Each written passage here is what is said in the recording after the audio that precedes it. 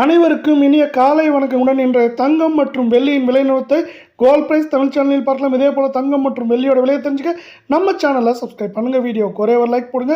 வெள்ளி விலை 1 gram 280, 10 gram 2800, 1 kilo 2,80,000 காணப்படவில்லை. இன்று விலை மாற்றம் இல்லாமல் இருந்தாலும் கடந்த 3 நாட்களில் 20,000 அப்படிங்கிற வீழ்ச்சியில் காணப்படுது. 24 தங்கம் 1 கிராம் 15,884, சவரன் 1,27,072, 100 கிராம் 15,88,400 ரூபாயாக காணப்படவில்லை.